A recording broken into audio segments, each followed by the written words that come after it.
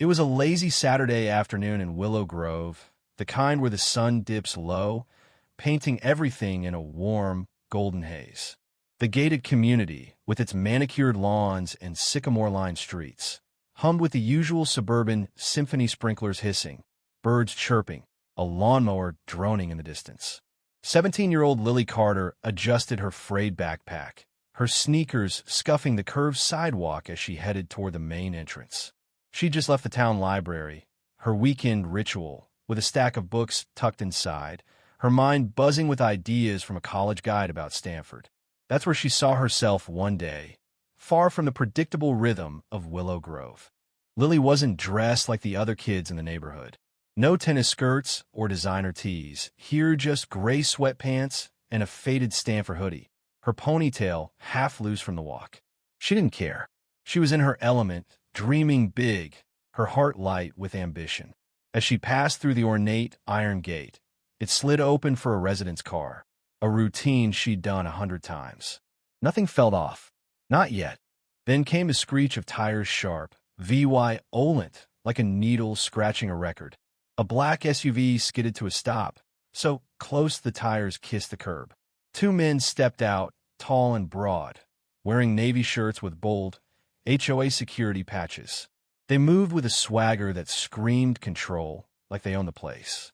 The older one, badge reading Mark Evans, stepped forward, eyes narrowing. "Where's your access card?" His voice wasn't curiosity, it was an accusation. "You live here?" Lily froze, caught off guard. "Yeah, I live on Cedar Drive, house 412. I was just at the library." "Where's your ID?" Mark snapped, cutting her off, stepping closer. The second man, silent but watchful, circled behind her, blocking any chance of retreat. Lily's hand shook as she fumbled in her backpack. "I don't carry my ID when I'm just walking home, but here's my house key."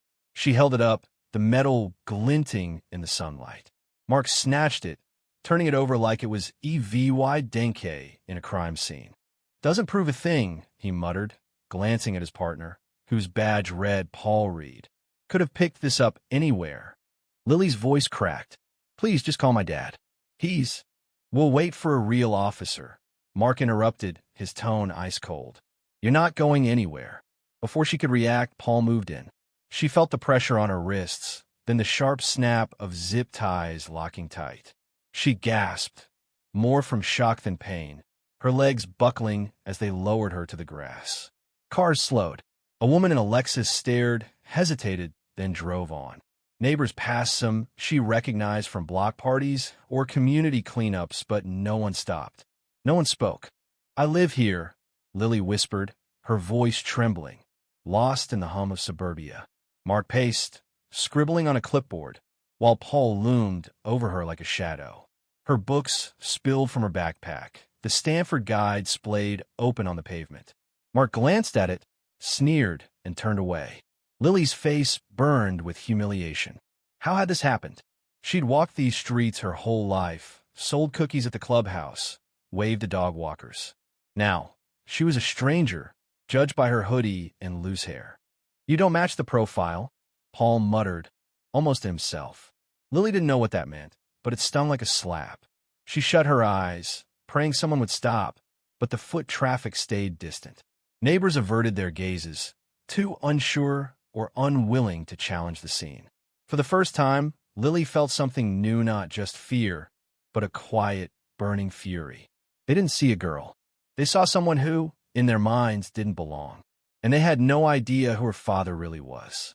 Inside a sleek downtown skyscraper, 35 floors above the city's pulse, Daniel Carter sat in a boardroom, surrounded by executives droning about market trends and profit margins. Daniel wasn't loud or flashy. His power was quiet, woven into the shadows of shell companies and silent investments. He owned industries, shaped markets, but his name rarely made headlines. That's how he liked to control without the spotlight. His assistant, Claire, slipped into the room without knocking, a rare move that made Daniel's pen pause mid-signature. She leaned in, her voice low but urgent. "Sir, there's an issue at your residence. HOA security called the police. It's about your daughter." The room went still. Daniel's jaw tightened, his eyes narrowing. He stood, ignoring the executive's puzzled looks. "We're done here," he said, already dialing as he strode out. In the elevator, he didn't call Lily. He knew unanswered rings would only fuel panic. Instead, he called his head of security, a former FBI agent named Vince. "Find out who's at my house," Daniel said, his voice like steel. "Now!" Vince didn't hesitate. On it. As Daniel's black sedan sped through traffic, Claire pulled up feeds from the estate's private server. Willow Grove wasn't just home. Years ago, after a messy divorce, Daniel had moved there with 5-year-old Lily, CRAVY instability. He didn't trust HOAs to run themselves, so he bought the management company through a trust. No one knew. To residents, he was just a quiet guy in a Tesla who showed up to the occasional meeting. He let others play boss until now. At the gate, the air was thick with tension. The small security shack, with its flickering light and dusty blinds, held Lily like a prisoner.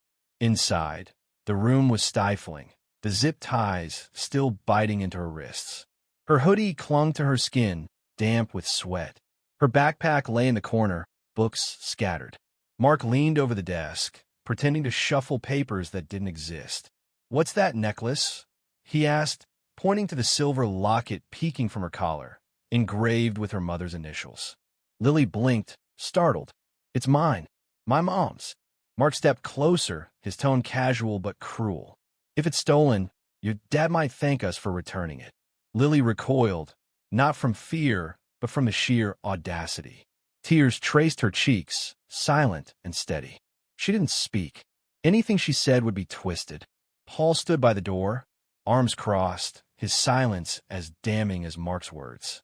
Outside, a single electric car pulled up to the side entrance. Daniel stepped out, his tailored jacket immaculate, his presence like a storm cloud. He didn't pause, didn't glance at the two men by the gate.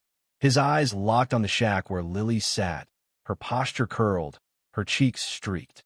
Their gazes met through the glass, a silent promise passing between them. Daniel tapped his phone. "Vince, terminate the entire security staff. Effective immediately. And give me every second of footage from the last 2 hours gate cams, perimeter, all of it. Send it to my server now." Vince's response was swift. "Understood." Mark and Paul shifted, sensing the shift in the air. They'd mistaken Daniel for another resident, but his silence carried weight. He raised a hand, not in greeting, but as a command. "Don't speak." They froze. Lily stepped outside, her first breath of fresh air, sharp and freeing. Daniel met her halfway, his eyes blazing with restrained fury. They didn't need words. The promise was clear. This wasn't over. As Daniel turned to the shack, the men stood rigid, their authority crumbling. He didn't lecture. He gave them silencia, judgment sharper than words. Flashing lights appeared as real police arrived, called by Daniel. They approached Mark and Paul, who stammered excuses. "We thought she didn't belong," Paul said. "No ID, no tag. She didn't look." "You thought wrong." Daniel cut in, his voice low but lethal. "You're not cops. You're barely certified for overnight patrol.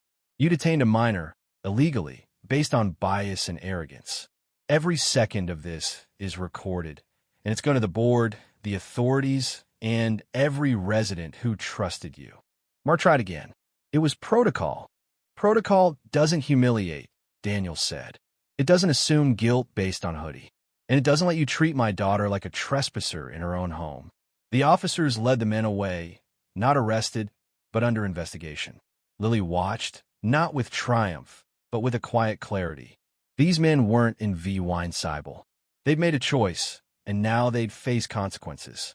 Days later, the Willow Grove Community Center was packed, the air heavy with anticipation. Daniel walked to the front, not as a tycoon, but as a father. "3 nights ago, my daughter was detained by 2 men in fake security uniforms," he began. "They weren't trained. They weren't law enforcement. They were hired under a system I funded when I let slide. That ends now." He announced the dissolution of the security contracts and proposed a resident-led oversight committee, including teens like Lily. The room was silent, not with tension, but with reflection. For For the first time, Willow Grove saw itself as more than a neighborhood, a community with a chance to rebuild. A week later, Lily walked through the gates again, her head high. The sidewalk was just a path now, the fear gone. Neighbors greeted her, not with pity, but with sincerity. A woman apologized for staying silent. A classmate admitted he'd seen it all, but didn't act.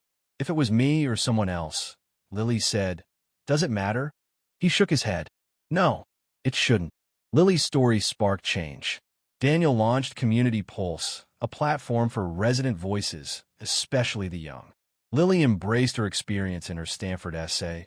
I'm the daughter of a billionaire, but one night, no one saw me. And that taught me who I want to be. Willow Grove was never the same. Daniel's silence became his strength, and Lily's voice became her power. But the questions linger, burning hot. Should neighbors have stepped in, or were they right to trust the uniforms? Were Mark and Paul VY lanes, or products of a broken system? Should Daniel have stayed in the shadows, or was his reveal the only way to spark change? And what about Lily? Should she forgive her community, or hold them accountable forever? Drop your thoughts below, hit that like button, and subscribe. You want to hear your take on this one.